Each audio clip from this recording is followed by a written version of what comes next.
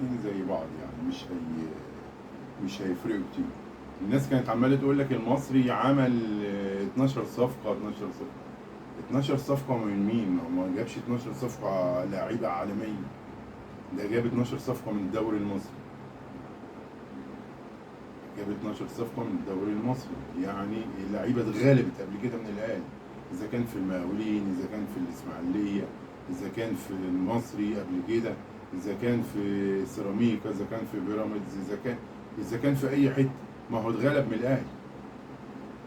الناس كانت مخوفه النادي الاهلي، والاهلي لعب قبليكوا ماتش وشافكوا، والمصري شاف وانتوا ما شفتوش. هو لعب علي ماهر بايخ رخم غلس، هو بيدافع، علي ماهر بيدافع وبيلعب على الهجمه المرتده، ده اسلوب علي ماهر، ده كان بيعمل في فيوتشر كده. يعني مش حاجه جديده، مش حاجه جديده علي ماهر هيعملها. تاني حاجه، الناس اللي بتقلل الجمهور، اللي بيقلل من اللعيبه بتاعه النادي الاهلي. اللعيبه الاهلي ما بيجيبش غير اللاعب اللي هو عاوزه، بدليل ان هو في الموسم ما بيجيبش غير 3 4 لعيبه. انما الفريق اللي هو يجيب 12 لاعب و8 لعيبه و7 لعيبه، ده فريق مهلهل، هو مش عارف يسد منين، عامل زي المركب المخروم، ما مش عارف يسد انهي خرم فيهم عشان ما يتعبش طول الموسم. فالاهلي هو عنده سكواد بتاعه حلو من السنين اللي فاتت، فما بيشيل لاعب ويحط لاعب، بيشيل 2 ويحط لاعب 2 لعيبه، انما ما بيشيلش 10. انما المصري ده شايل 10 لعيبه. الاسماعيلي شايل ماشي، ما بيأيدش بس ممشي الشامي وممشي باهر. الاثنين يعني زي بعض، مش هقول لك ان الاثنين. وبرضك شال من زيد 1-0 مع ضربة جزاء، الحكم حاسبها له كده من الهوا، ما تعرفش حاسبها له ازاي يعني. زي باين هيمشوا السنه دي على طريقه الزمالك الكام سنه اللي فاتوا دول.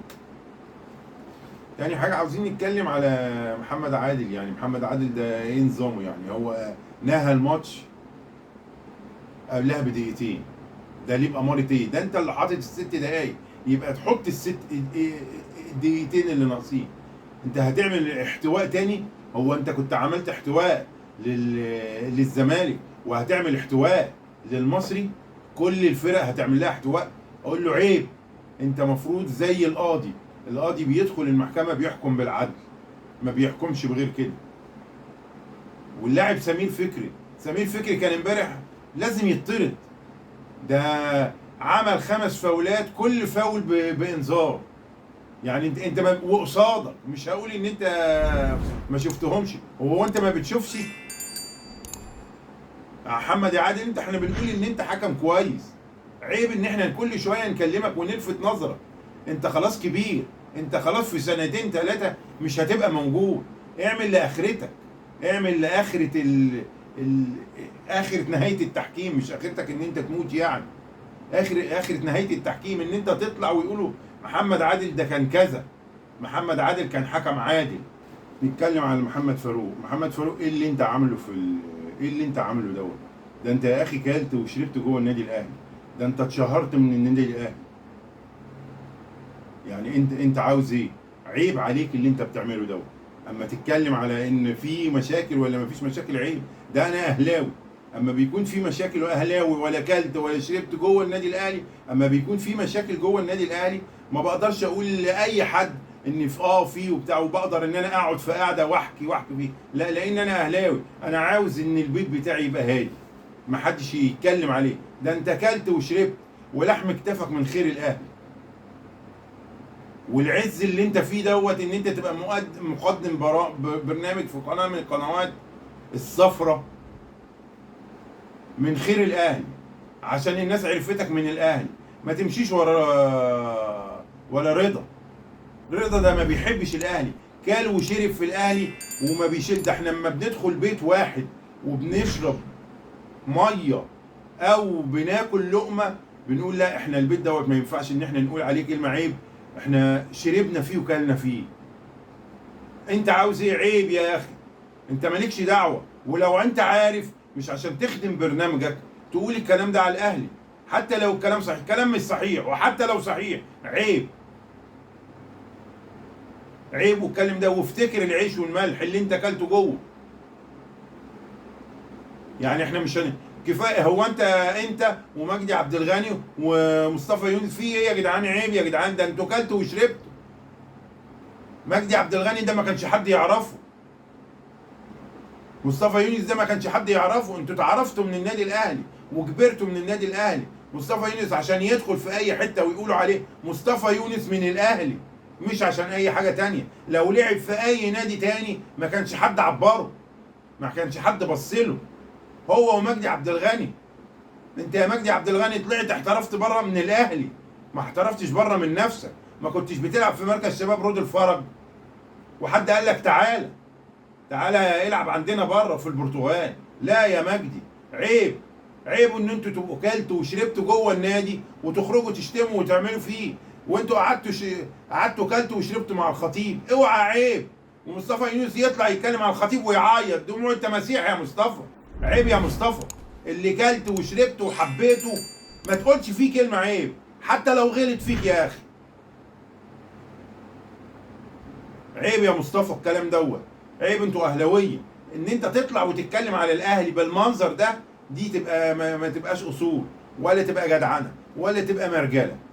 عيب عليكم يا مصطفى يونس انت والكلام ده، ومحمد فاروق. انتوا الكبار مفروض تعلموا محمد فاروق يتكلم ازاي وغيره، وتتعلموا الزملكاويه يتكلموا ازاي عن اخوهم الكبير النادي الاهلي. النادي الاهلي اكبر نادي في مصر.